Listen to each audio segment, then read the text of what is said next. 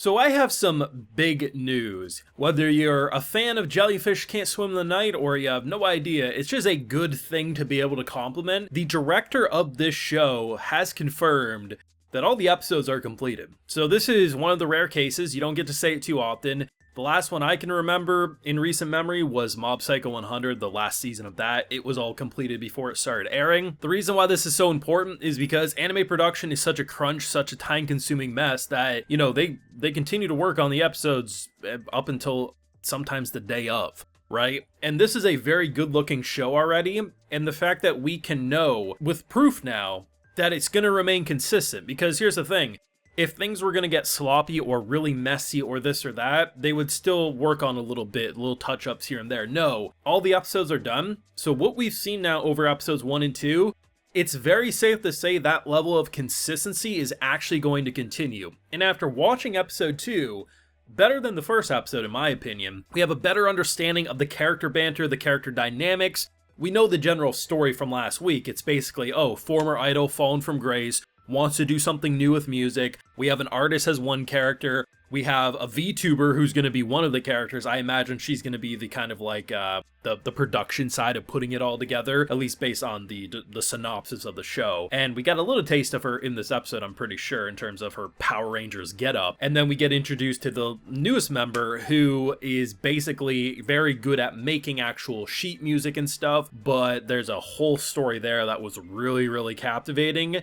This is a good show so far. The character dynamics are fantastic, the music side of the show is phenomenal, but most importantly, there's also this element of mystery that I'm very interested to see how they're going to explore. I, of course, have full live reactions over on my Patreon. If you want to see my full length of thoughts to this latest episode or any of the episodes, it's going to be over there if you're interested. The biggest thing that I don't know about this show is if they're going to go weird with it. And what I mean is I pointed out last week, and I think many people have pointed out ever since they revealed the poster, who the hell's that floating character in the poster? In the opening, who the hell is that floating character in the opening? Now, we know who the character is. It's the creation that our main girl, Mahiru, is making, right? So, we know where the drawing comes from, but there's one of two ways we go about this. I think what they're going for is the realist approach, which is, as she makes art, it's very possible we'll see things in a 3D way. So her creation will quote unquote come to life, but not in the way that's it's some magical girl nonsense or something. It probably will be a visual flair of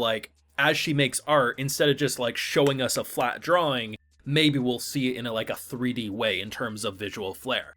I think they're gonna go that direction. However, I've seen enough anime to know they can go weird with it. And it could be drawing come to life. I don't know if they would commit to that, and no one can say for sure because this is an anime original. We have no way of knowing one way or another. All I know is that if they are going to go really weird with it, they would probably have to show it by episode 3 or 4. I think they're going real with it, but I'm open for the possibility of nonsense. Now, we get introduced to a brand new character named Mei, who honestly, I'll admit, they baited me hard. I was expecting way more cringy energy from this obsessive superfan. I mean, if you reverse the roles and give it to a guy, huffing your idol's shirt is probably not going to go over well. But there was something fun about the character being I'm going to slap down 200,000 yen, I'm going to be your sugar mamas, quit this job, I'll fund whatever it is. Basically, obsessive fan realizing that the idol she worships is no longer the idol she worships, and she's going under her actual name and just deviating away, almost like that betrayal. How could my favorite person do this? Never meet your heroes in person. They actually went interesting with it. This is one of the rare cases where I'm okay, not only do we kind of have everyone being a fan of each other, in episode 1, we literally have Kano being a fan of Mahiru, right? Being oh, my favorite artist. So she's a fan of her, introduce Mei, who then is a fan of Kano, and it's okay, everyone's kind of a fan of each other, but they're actually building a genuine friendship. And the fact that they actually went pretty deep with the reason she's obsessed, that's what kind of seals the deal and has her as my favorite character as it stands. So, very tough life, very much of an outcast, pushed around, stepped on, judged by how she looked, how she acted, just didn't fit in. Casually stumbles upon, I think she was at a mall or something, of assigning a meet and greet for the idol group, and they actually bond naturally. You don't believe this was just her faking it, psst, I don't have friends either, just going, I actually believed the conversation. And I can understand why for her it was such an important thing, because it's like, oh, I don't really have friends, and you probably say this to everyone. She's like, actually, no, like, yeah, I work with these people. Kind of get in fights with this one over here, but I really don't have a lot of friends. I get that. And oh, you play piano. Like, it actually felt like a genuine conversation. And the idea of like, hey, you know, even if you struggle, just know like my music will be here for you. And just like, well, yes, obviously, it meant more to one person over the other, at least for a long time up until the reunion. You still get the impression like, okay, this actually makes sense on why she became a super fan, kind of changed her looks, this and that, and why it feels almost like a slap in the face because of that promise.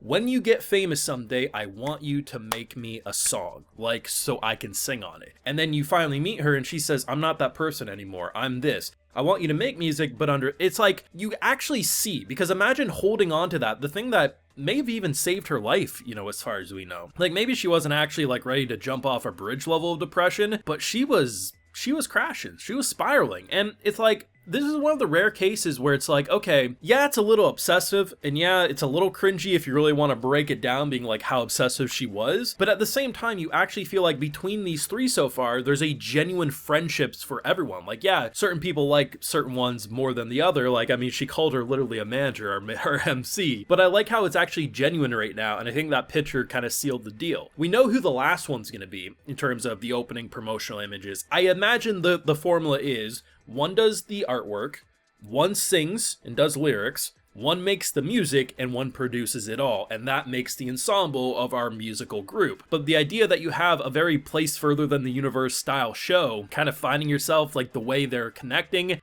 obviously I'm still up in the air on what the hell the floating imagery is for that drawing. I think it is just going to be a visual flair thing of like, it makes sense. It's going to be way more interesting if as she draws things, we get to see it from her artist point of view, like it kind of being alive, but not actually. But I'm open to the possibility of it going batshit wild. Probably won't, but I'm up for the possibility if they wanted to go that way. The overall opening and ending, both fantastic. The thing that I was most interested in and impressed with in terms of the opening, the song's great, but it's actually how hard the visual directing goes in terms of just like, so much happens. It's not a boring, stiff opening. Like, it just gets you like, oh, I'm excited to see a character do that, or like, oh, this really expresses how the character is personality-wise. In general, it's funny banter, cute banter. The chemistry is off the charts for all these characters that we've met so far, and I'm very interested because I imagine by the end of next episode, the group will more or less be formed, and that's when things are really going to get the momentum going, and we basically got a sugar mama, and apparently the friend she was talking to shows that we don't have to spend an arm and a leg for some of the equipment, unlike the 900,000 yen that our one girl wanted to do. Let me know what you thought of episode 2 of Jellyfish Can't Swim in the Night down below. You get to keep on watching this one. Let me know, leave a like if you enjoyed, subscribe if you're around here, and of course ring that bell. Like I mentioned, we have those full live reactions over on my Patreon, and hey, while you're over there, I'll also give you a video shout out. So today we got Conrad Sosin, Sovereign, Antonia Rose, Tobias Reinhold, Jonas Welling, and James Usher. So I appreciate the support, everyone. Please take care and have a good one.